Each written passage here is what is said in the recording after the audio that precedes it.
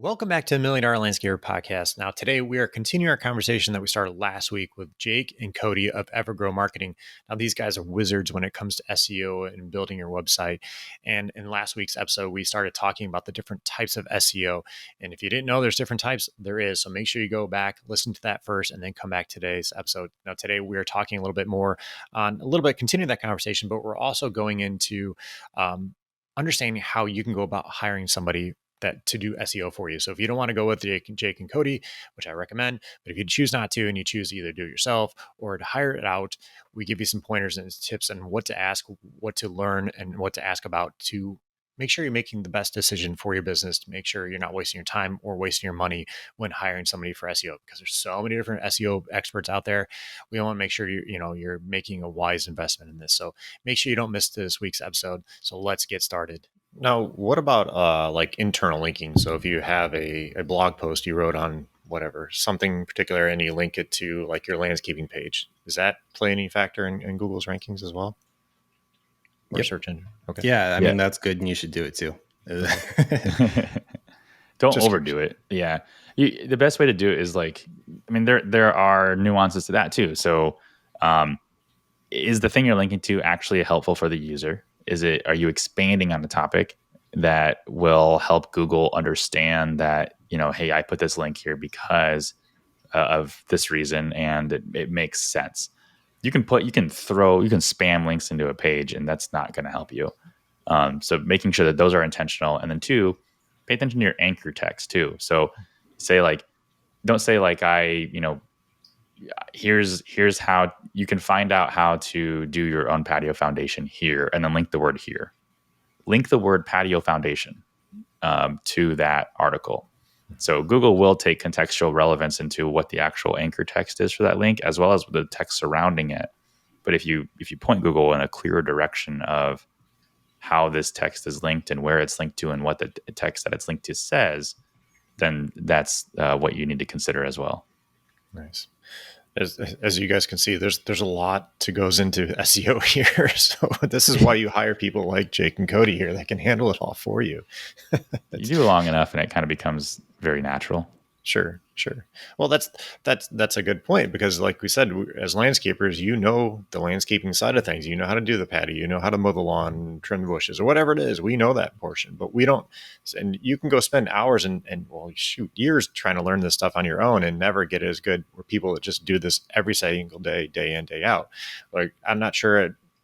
Not trying to knock you here, Jake, but if I ask you to come build a pond for me, would you be able to do it? So I'll dig a hole and throw some water in it. Yeah. See, so, no offense. Maybe you're a pond expert. I don't know, but that's my point. Like, if you spend a lot of time doing this, it's not worth the time and the reward that you're going to get out of it. So like, to me, I guess, kind of leads into the next point, I guess, is the cost of SEO. Like, and this is, I guess, can get kind of dangerous sometimes, right? With what some of the people charge out there. I think that's what kind of scares people off. Yeah. There is one more type of SEO, which is relatively quick though. So there's local SEO, which is, so to recap, we have technical SEO, we have on-site, we have off-site, and then we have local SEO, which is, it deserves its own little place because it's a mix between off-site, technical, and on-site. And all it really is like this package thing that really focuses on your locale. So you're optimizing your Google business profile, technically off-site SEO, but also local SEO, because it doesn't happen on-site and it's also local. Adding in like alt text for your images for your local area. That's technically technical SEO, a little bit of on-site SEO, but it's also local because you're putting those local keywords in there. And then basically optimizing Angie or Home Advisor listing. When you do that, it's not happening on-site, it's off-site, but it's also local. You're focusing on local. So local SEO is not something that like e-commerce brands typically even pay attention to because they don't have a local market. So that local SEO is really unique to kind of the home service industry. But so wrapping all those up, your question, like the real cost of SEO, I think this is $1 million question. And it's hard to even kind of start with this because it's all over the board. I know a lot of people see SEO costs $500 a month, SEO costs $1,000, it costs $2,000. I hear some people say like they pay $4,000 a month for SEO. And then I also hear people who charge $1,000 to $2,000 a month for SEO that, you know, they start bashing on companies who are charging $200 a month per SEO or $250 a month per SEO. So what does it actually cost, and why are the prices so variable? Well, it's not like mowing a lawn where you have a certain, you know, lot size and you maybe have like a number of obstacles or something, and generally the prices are within, you know, 50% of each other. Um, SEO is differently priced. We'll start here. SEO is differently priced based on the industry you're in. So a landscape, the amount of SEO required, or amount of work required for a home service business like a landscaper is not the amount of work required for an e-commerce business or a law firm or a hospital.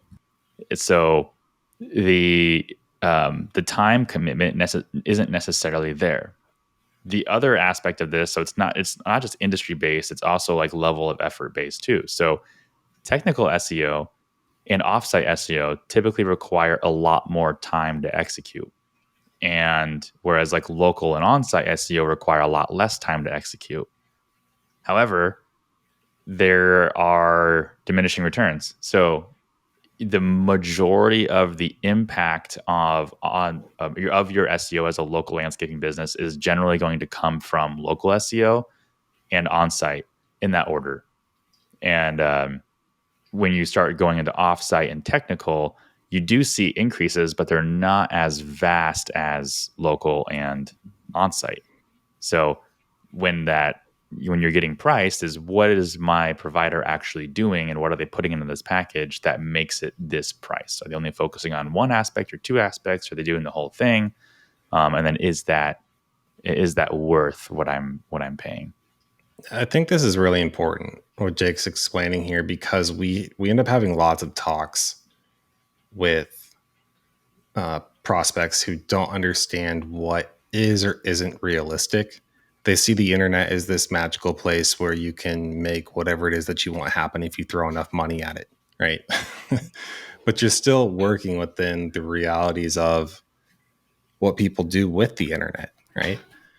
There's a finite size of your audience who are searching for your services. If you're talking about SEO, that's what it is. You're talking about search engines, right? So you're addressing the search demand that's there. You're not creating more demand. If you want to do that and you want to do outreach, then go look at those outreach tactics. But that's not SEO, right? You want to go those other places, and there's that diminishing returns, right? If you want to get to the point of extreme domination later on, where you have like 500 more reviews than the next closest competitor and that sort of thing, that's going to cost a lot of money, right? Especially if you're outsourcing it. So I just wrote a very like a super, I don't know, I guess gritty guide to if I were to do this myself, right? Because this is what somebody asked me very recently. This was just over the weekend.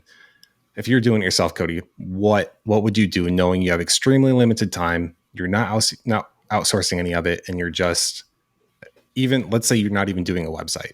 I was like, okay, we have a lot of limitations here, but give me like a day or two. I'll think about it, and then I'll tell you. And I said three things. Like, we're talking about SEO, and that's it. That's the focus. But without a website and you're doing it yourself, I would get a Google business profile, right? Closest to the city center that you can get the address. If you have to run a co-working space or something like that, or an actual office in that location, go do it because it'll be worth it. Get reviews, genuine, good, honest reviews on that listing. And that's going to do a lot for you. Next is go to Apple and do the same thing. Third, go to Nextdoor, right?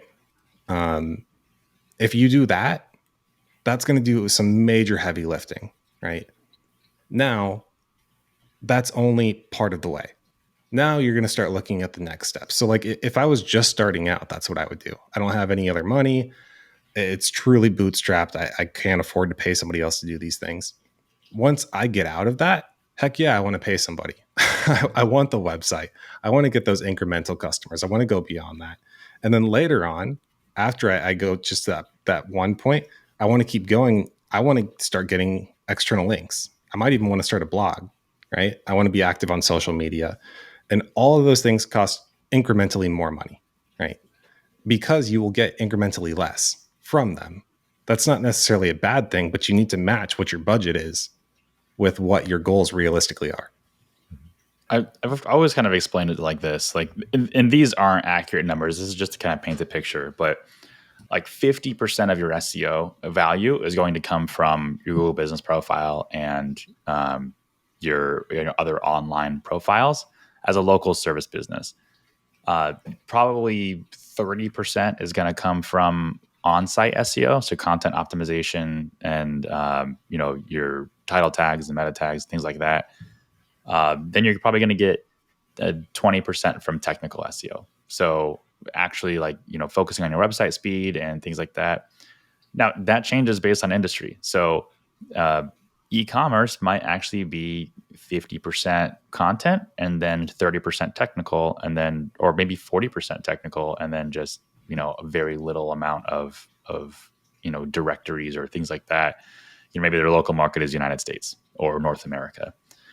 And then on the flip side of that, so if we're talking 50% for landscapers to focus on your local SEO, and then 30% for on-site, then that is going to cost proportionally more too, right? So if you're just doing local SEO, typically the cost for that is less. If you do on-site and you guys start talking about like writing content or adjusting, pages like that, you start paying a little bit more, but you're getting marginally less. It's not worse; it's just a little bit less.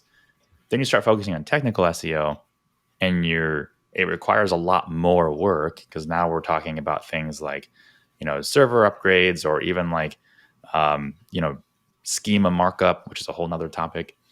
And now what you're doing is you're replacing the seats in your supercar with carbon fiber seats. So it's like you're getting that extra like 10th of a second on your lap, and you're just being faster than everybody else. And you're paying way more for that, but you're getting a lot less than focusing on your local SEO. Now, if you did your local SEO, you could be done with that for a length of time. And there really isn't much to do or adjust to that other than just kind of maintain it. But you still have all this stuff up here, 10, 20, 30% of things that you could still work on, but you're either constrained by the amount of time that you have, or the budget, or your expertise. Yeah. It's all really important things that many of us don't even think about, I guess, and don't even realize it's all going on. But I think it's a good point, like you said, like Cody said, starting off with some of the basic stuff. And I think if you're just starting off in the landscaping industry, I think what Cody said right there, that guide as far as just working on your GBP profile and getting all that set up and kind of moving forward. Because I know you guys have worked on one of our clients before, where I feel they kind of jumped the gun, and not saying what you guys didn't do was good, but they like spent all their money on getting their website done, but they didn't work on the back end stuff, like making sure they're following up with the customers or just doing the stuff that they needed to do every single day. So I think that's a good point. Start off small, and then you can always add these things up as you go.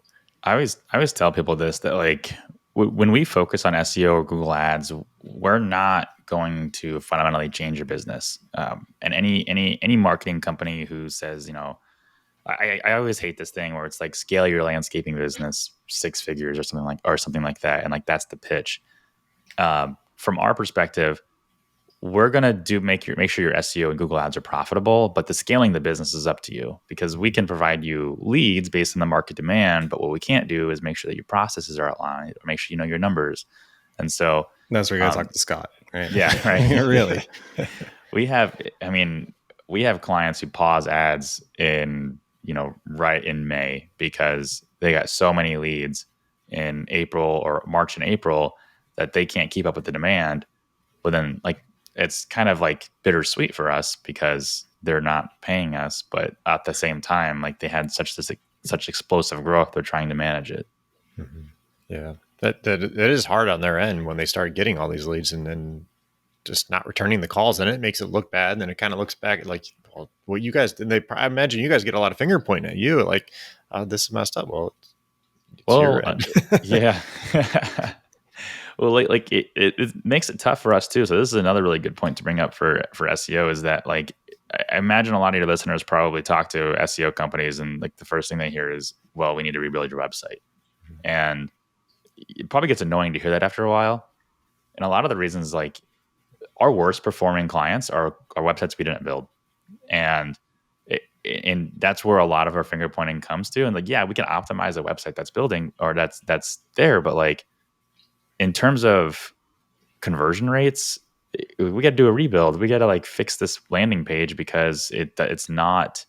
Now we're talking about on-site SEO in terms of like UX optimization, so user experience, and making sure that you're actually getting those conversions. Also, if we're taking over an existing website, chances are we don't really have control over the server. So we can't optimize. We can only do so much to optimize for speed and experience. So generally speaking, SEO companies are going to want to rebuild your website unless your website is already built on like the platform they're using. And that's kind of the drawback of. I always say it's like building a retaining wall. It's like if your customer has a damaged one, and sometimes it's just better to rip it out and rebuild it versus trying to figure out where the source of the damage is coming from. Yeah, absolutely. I've turned down numerous jobs because it partially falling down already. I'm like, it's all got to go. I'm like, you have to have the right base, and I'm sure it's like you guys. You have to write the foundation, otherwise it's going to continue doing the same thing in the future. So we have to start all over. Otherwise, I turn the job down. Yeah, your SEO partner should be your SEO. This is why like a lot of companies use a lot of SEO companies will like put you on like 6 or 12 month agreements because it's like your SEO partner should be your SEO partner for a while, especially if you're building your website. And when you switch, you should kind of either expect to have a new website built or have that suggested to you, or hire someone in-house, which I know nobody wants to do. It's not really cost effective to do in-house SEO for our landscaping company. We want to take a quick second to tell you about our friends over at Cycle CPA. I can't even express to you how important it is to have a good accountant on your side. You want accurate bookkeeping and financial statements every month. Instead, you're often left with limited time to focus on the accounting side of your business and no reports to show for it. At Cycle CPA, the landscaping accountants, they not only handle the bookkeeping, but also provide landscape industry benchmarking, job costing, financials by service line, advisory meetings, and much more. Cycle CPA has a team of landscaping accountants available to provide anything from bookkeeping to CFO services. Visit cyclecpa.com, and for $100 off, mention the $1 Million Landscaper podcast. Are you tired of those spam calls about your online presence and website? I know you're nodding your head right now. Finding a company that knows the details about the lawn and landscape industry can be difficult. Well, I have a solution for you. Let me introduce you to Green Frog Web Design. We all know growing your business in our digital age requires an effective online presence, a website geared towards bringing in new customers. With fierce competition and a never-ending line of chucking the trucks ready to take your place, DIYing your online presence is not a serious option for growing businesses. Find a trustworthy and effective solution with Green Frog Web Design. Oh, and by the way, the first month for a new website is $1. Link is in the bio. EasyBeasy's easy to use, easy to learn, affordable work order and time clock app with unlimited users included with every subscription. If you've ever struggled with the daily grind of keeping track of work orders, you have to check out EasyBeasy. Make and edit work orders anytime, anywhere you're working, at your desk, in your truck, on the job site, even on your couch. With EasyBeasy, you can easily copy work orders to use over and over, which is great for mowing and plowing. You can also keep track of employee timesheets, contact your customers, add notes, instructions, even pictures of your jobs. EasyBeasy works on Android and Apple devices or any tablet or computer. EasyBeasy also has a wide variety of reports so you can have all the info you need for billing right from your phone. Say goodbye to paying for extra users because everyone gets unlimited users on EasyBeasy. Try EasyBeasy for free for 30 days. Visit easybeasy.app/MDL to sign up.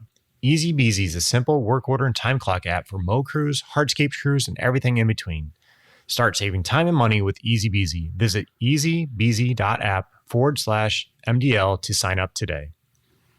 So typically, when pricing out, I'm not necessarily getting in your stuff, but how is it typically done overall? Is it just kind of a set price, like so much per month, so much per hour? How is it usually charged? Very good question. It depends on the inside joke with SEOs. Whenever answering any question is always it depends. So do links matter? It depends. And so with pricing, it also depends. We do a productized service model. So we charge our base package is $500. Currently, it's $500 a month. We're talking about increasing that, but it's $500 a month. And a lot of SEOs and a lot of marketing agencies say that's super low, and we can't possibly be providing work for that low a price because they're charging $2,000, which is fine, but ultimately they don't know what's actually included in the package. So we have an internal hourly rate of about $125 an hour, which roughly puts us about 4 hours a month. The unique thing about local SEO and on-site SEO, especially for landscaping and home service businesses, is to get that 50%, that 60, 70, 80% of effectiveness for SEO doesn't take a ton of time. It matters about pulling the right levers and making sure you're doing your research before you pull a lever. And so that's usually where a lot of the time is spent. And now once we're working on our second tier of SEO package. And the problem with it is there's a ton of things we can do. There's a ton of things that we can just throw in there and charge people for. But if they don't produce, a marginal increase in results, no one's going to want to stay on that package, and it's not actually going to provide, good results. So we're ironing a few things out. We've got a pretty good idea of what that next step looks like, and we'll, that next SEO package might be $1,000 a month. But if you're starting from zero, it would be more advantageous for you to probably be on that $500 a month one for 6 to 12 months first before upgrading and then scaling to that next one. Where some agencies will come out the gate and they'll say it's $2,000 a month and we do everything. We do your technical, we do your on-site, we do local, but it's not cost effective from a cash flow perspective for a smaller company to do that. It's better to start smaller and get those huge marginal increases on that smaller budget and then scale up. So, Gotcha. But yeah, there are some models that are an hourly base. So some consultants will do like a retainer. I think the model that I don't like the most is the value-based model, which is we charge you $2,000 a month because we get you leads, and that's all you need to worry about. And it's harder to trust that. And there are some really good ones out there who do that. And I think trusting SEO companies is the hardest thing to do, which is because they'll make changes to the website, or they say they'll make changes, but maybe they won't, or you have to kind of trust them for 12 months to even see the results, because that's how long SEO can take in some markets. But that's kind of one of the reasons why Cody and I created more transparency in our agency about, to our clients about what we're actually doing. We have a whole transparency document of every SEO change that we make to every client's website. So that's always cataloged and logged into our client's folder. We're month to month, so anybody's free to leave whenever they want. However, if you leave within 2 months, then why did you even sign up with us? So yeah, it kind of looking for some of those red flags too of am I getting charged too much for my size of the business? And is there a level of transparency that I can expect? That's one thing I really like about you guys, is that you are transparent, because that's, like you said, some of the stuff you're talking about earlier, some of the stuff you can't see happening on the back end. You don't know it's necessarily happening, but it is. And where you guys actually document this and kind of show it to you, because people want their instant gratification that, oh, I moved up, or, whatever. And I think that's what kind of sets you guys apart, in my opinion. So thank you guys for doing that. Yeah. Thanks. Part of the month-to-month model. We know that we are in the car sales business a little bit, right? Yeah. There's two approaches that people can take. We're up against some marketers who promise the moon and then fall on their face, and we have to clean it up, right? And so Jake's usually the one, right, to talk to people initially, and then he'll bring things to me if he's got questions and stuff about a few more technical things, especially related to ads. And really, it's just better business to be more honest earlier on. It never pays, right? And you can ask any business owner, and they'll all say the same thing: to overpromise or to push somebody to do something that they don't want to do if they're not comfortable with it. In the long run, it's not worth the small amount of money that you make for it. So just being more upfront about these things and letting people know. We've complimented other marketers if they're doing good work. We're not going to do that, right? And just telling them too, if they're doing it themselves. I just sent an email yesterday, I think, of somebody who was just saying like, "Hey, this is my general process. What do you think?" And I'm like, "You're doing great." Really, like, there's nothing that I can really add here that's going to help you exponentially. If you just want it off your plate or something, that's a different thing. But no, I feel like a dad sometimes where I'm like, "Good job, son. You're doing great." And I'd say we have like with our clients, we have about a 90% like success rate with our SEO implementations. I mean, I think what gets to me the most too is when somebody was like, I've been through 4 different SEO companies and they either haven't delivered or I'm just not seeing the return on results. And really what it comes down to is they're just in an extremely, extremely difficult market with super high saturation. And they could have been being taken advantage of with the SEO companies that they were paying $2,000 a month to. And then they come to us and they pay $500 a month and the basic stuff is already done. So the 500 isn't really getting them what they need in their market. And we don't know how competitive that market is. We can look, just generally see, but you can't really get the full picture of the market competition until you've been doing it a couple months, and you're actually seeing like, okay, so these levers that we're pulling really aren't moving the needle a whole lot. Like we got to try some new things, and those are that's the other side of it too. Is you could have a really good agency, and it could just be difficult for them, and so trying to find that silver bullet agency is likely not going to happen. And usually what might be the solution is to stick it out a little bit longer than 3 or 4 months. And, hopefully you can get it figured out. So I guess let me ask you this then too, is if somebody's getting reached out about SEO, what are some things they should ask from the landscaper side that they should ask that SEO company that, find out what they're doing or whatnot? What do you suggest? Sorry, say that again. So if a landscaper gets reached out by an SEO company and says that they can get them up to number 1 or whatever it is, yeah, what should they ask that SEO company to make sure they're a legit company, that they're a reputable company? I always kind of like the what about my site? Give me an example of things that you would change now that would be helpful. I think the number 1 red flag is when you get an email or you get a call and say, "Hey, you're not ranking." Ranking for what? Like, do you know what my target keywords are? And there's things that you just know as a professional, like you're not ranking number 1 for hardscapes. Okay, well, I don't care. No one's searching for hardscapes. Like that's an industry term. That's not a consumer term. So, I would references is always the number 1. Ask for references. Of course, they're only going to give you their best clients that are actually happy with them. But just kind of, if you can have an honest conversation and get on the phone with these SEO reps and you don't get the used car salesman vibe, because that's ultimately what it is, right? If you're trying to buy a used car and you're talking to a used car salesman, what are the questions you're going to ask them about the used car? And what are they going to say?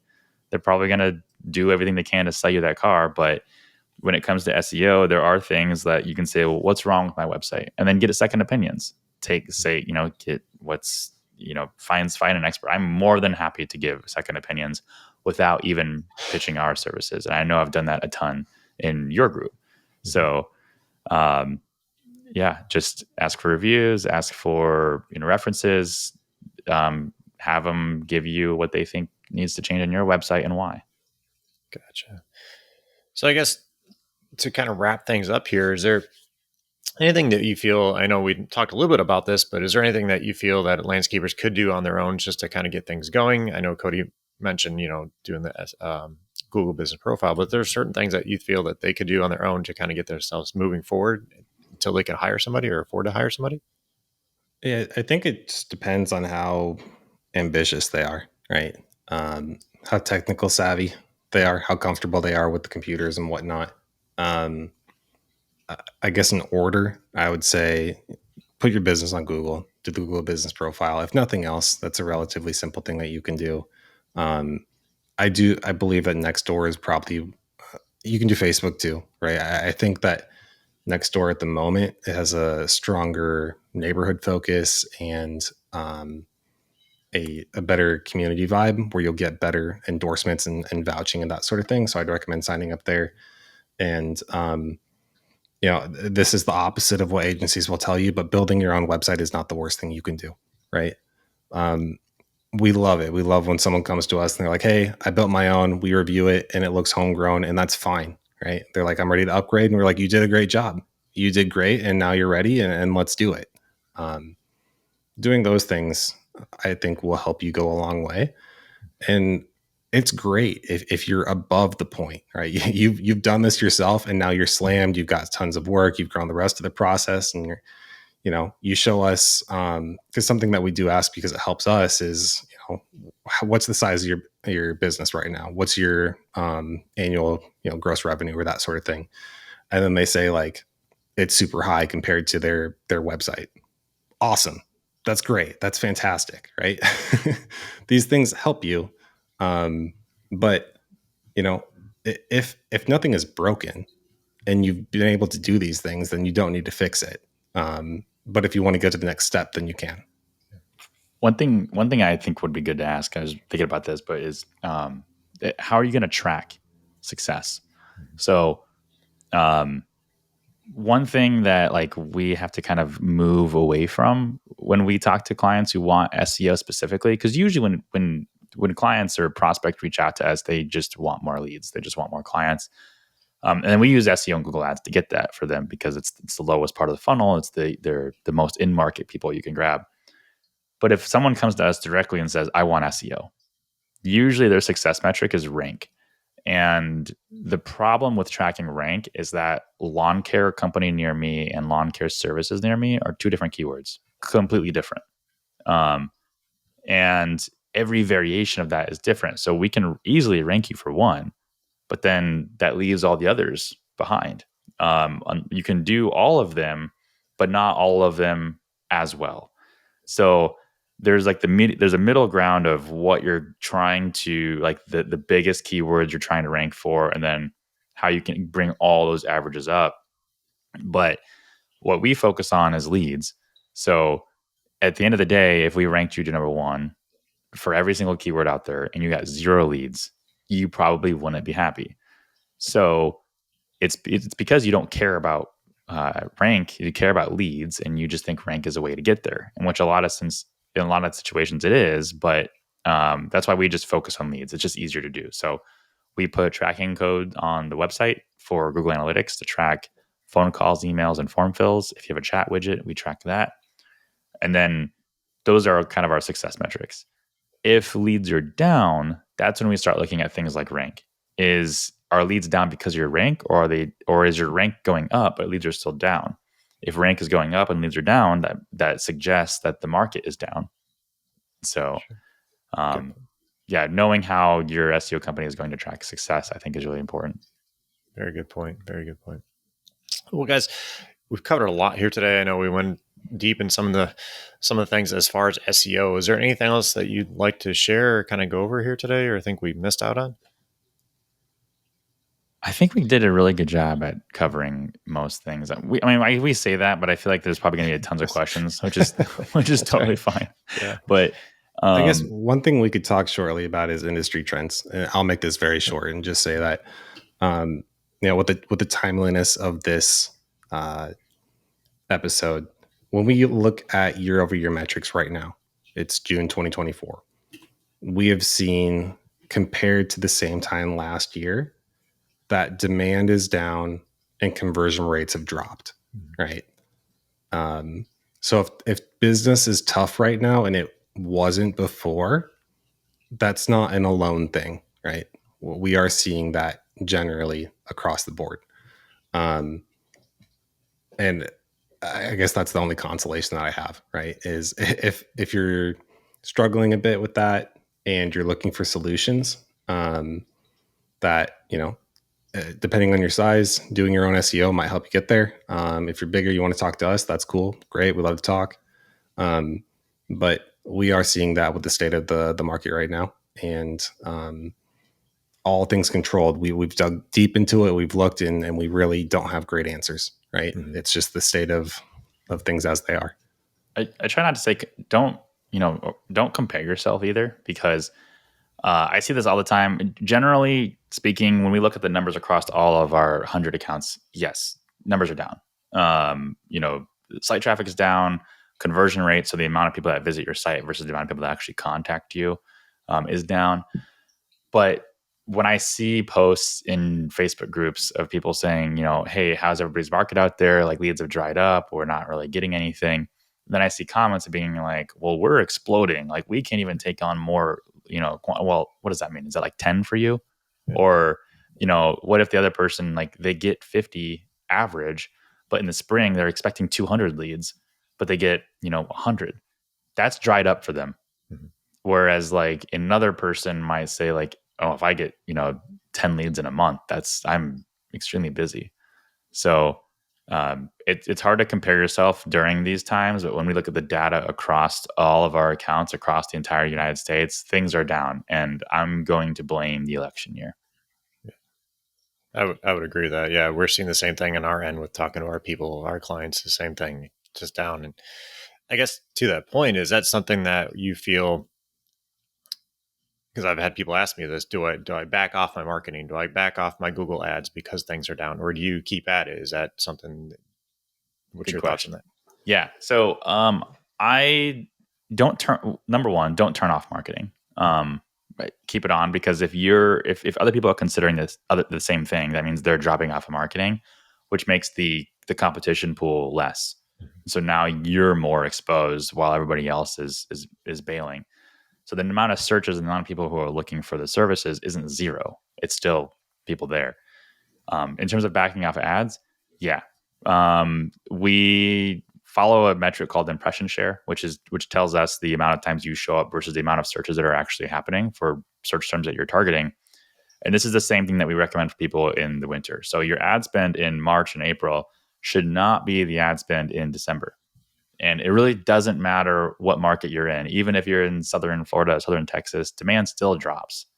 It has not so much to do with weather as more as like seasonality of the industry in general. But even in times where, if you're used to spending $1,000 in ads in June, or just say July, this year it might be 500 to 750 because the demand is down. So because Google Ads and SEO are demand-driven marketing methods, the demand has to be there for it to produce better results than it did the month or the year before. So, or if you have that budget, if you do the profit first system and you have that budget already allocated towards marketing, pull that money away from Google Ads and put it into, Laura Reality talks about this, putting it into a push channel instead of a pull channel. So a push channel would be like, Facebook ads or Nextdoor ads or some push those ads out to people. You might not get the return that you usually get on Google, but it's serving you better than just letting Google charge you more per click. Yeah. Good point. All right, guys. Well, I appreciate you guys being on here and sharing all this great information. For those that are out there, if you're not sure about this stuff, reach out to Jake and Cody. These guys are amazing to even chat with and just to gather some information from.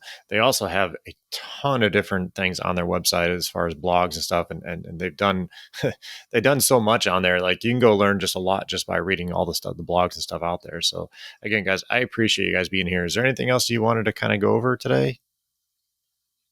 No, I think we're good. Just, we're good. Reach out to us. Don't worry, we're extremely busy. I won't give you any kind of hard sell. if you just want to know questions about your website, I'm always happy to talk about that and put you in the right direction, even if it's just me telling you what you can do to your own website. Yeah. How can somebody get hold of you if they are interested and want to learn more?